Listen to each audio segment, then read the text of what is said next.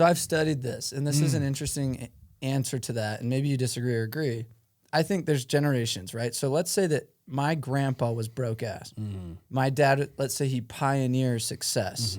He's like, I don't want my kids to ever have to go up that way. Yeah, so he's got this extra give everything to my kids, which then enabled the kid and never taught them what he had to pioneer. Yeah. So what happens is it's like that second generational wealth gets debilitated instead of like, okay, cool. Let me bring consciousness, not this vindictive, like this vendetta of like, oh, I'll show my kids a different life because my parents sucked. You know what I mean? Like that is where I think it becomes debilitating. Where I think if you could come into it as like, hey, I didn't have any handouts, therefore I'm not going to give my kids any handouts, meaning that was my best lessons. Like that was the value of what made me who I am. Yeah. I want to make sure I press that value onto my kids. That's when I think it becomes an advantage. He's like, I figured something out.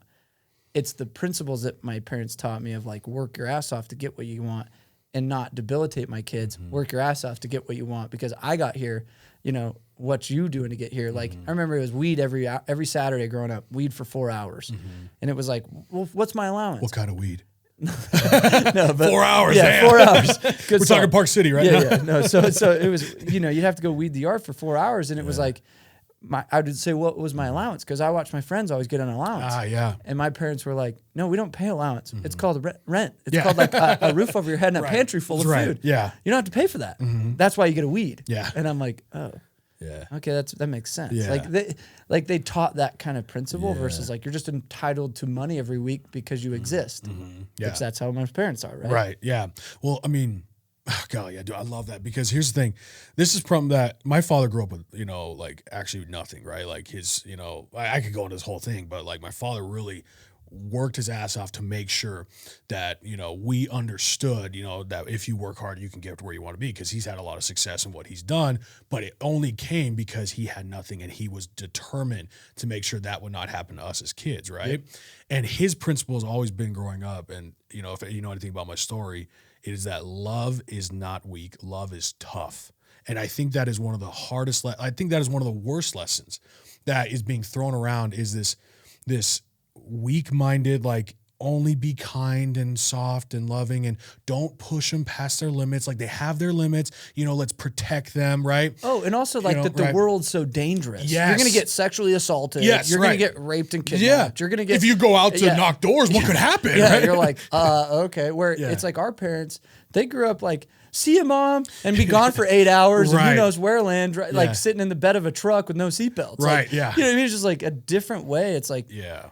Now it's like so safe, like everything's gonna get you, and I'm like, well, I don't want my kids to grow up that way. Like, no, yeah, and hence why I'm teaching street smarts. Like street smarts is like get your face kicked in over and over and over again, so that you learn grit, hard work, rejection, real life communication that they're not learning in school. Right. No offense. I know you're not. School's the biggest bunch of horse shit now ever. Like I hate school, and the only thing I think there should be trade schools. That's it. At this point, I'm over this whole curriculum thing. I think there should be trade schools. Obviously, we all agree we want a doctor to go to school. We want an engineer to go to school. That's awesome. But that means it's a trade school, right? Go learn the trade of it. Don't go to this, you know, structured program. It's basically just sending your kids off to be babysat. So I'm actually building. I mean, I wasn't going to mention this, but go ahead. What I'm building right now is a technology platform to actually develop a new way of education, revolutionizing the formal education system. Awesome. In the sense of making it to where industry experts and trades can go host their system and their curriculum and their way of coaching on a platform that then creates a human development score. Because it's like nobody cares in any way, even in a job interview, you're not like, what was your GPA back like 5 years ago? Right. It's like, I care what you're doing today to actively track your habits, your goals, your achievements, who you're getting coaching through, what programs you're part of, what you're studying and learning, and I want to know what that looks like over the last 3 years, not what you did in college 10 years ago. Human development score. So it's called a human development system. Yeah. That's basically taking goal setting, learning and assignments and then experts and coaches and you can use it in enterprise or you can use it through coaching, but like it's basically combining those elements into one system to aggregate a score to help you track what's your actually personal development, like you're developing. Yeah. Because so often we go to these conferences or we go to these coaches and we go to these goal setting things and we're like New Year's resolution. And then it's like, see you later in 3 weeks. You know what I mean? It's like, there's no accountability. And if I can, as an employer or as just me, for me, see the progress see the tracking, see the numbers and the data to actually put learning to result, habits and goals to result, and put those two in one platform, it literally is a way for us to change how we self-enroll into learning, coaching, developing, which is what the world needs. It does, and there's no question. I mean, more and more people are doing homeschool because, especially with the way that what everyone's revolutionized. We don't talk about this, how Zoom and what happened with Corona made it so being like working from home. Well, what about school from home? Look at what happened there. That's what That's what it's going to be for. I want people to put their homeschool. My kids homeschool. Yeah. So it's like I want to be the instructors or the curriculums to be able to be put through there and me to be able to track it. Like the problem is I'm divorced, so I don't know what the frick my ex is doing in the homeschool. I want to be able to have a system that shows me here's their progress. Yeah.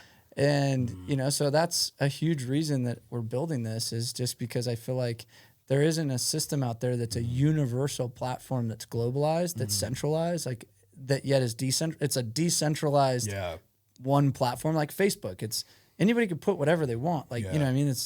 It's a social media decentralized free community that we live in, right? Yeah.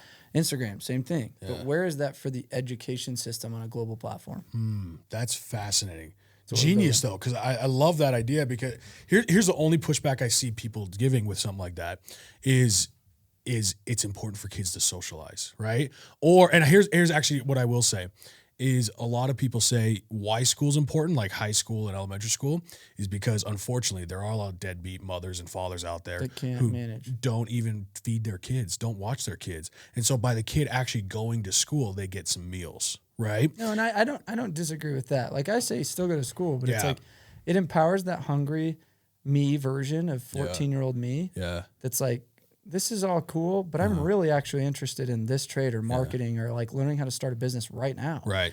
It's like those tools and resources are accessible. Yeah. It's just we're throttling it. Yeah. And it's like I think our younger class could get a head start even in life if they just had this visible to self-enroll in. Yeah.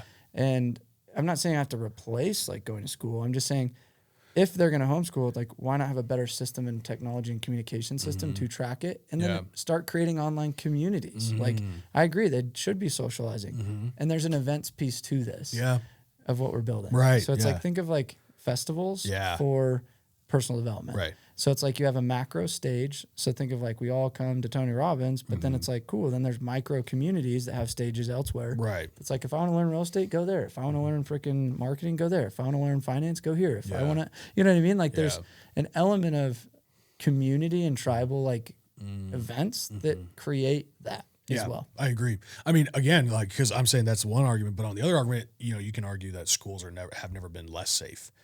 We talk about school shootings happening wherever, all the shit that happens in schools, what's being taught in schools. How do you control what a teacher's teaching in schools? They're bringing in, like these people that teach their, this agenda. And, it's like, holy shit. They're paid $50,000 a year. It's like, I want my kids to be taught by the guy that's making $500,000 a year. Yeah, exactly. You know what I mean? Right. Like I want my kids to go learn from like real actual experts that are masters in what they do. Yeah. Like, and I'm not saying like, I actually am like so grateful for school teachers it's almost like in my mind, I'm like, you're doing a service to society. Congrats for taking so low pay and doing such a hard job. Cause there's no way I'd sit there and babysit 8-year-olds all day. Like I could not do that. Right.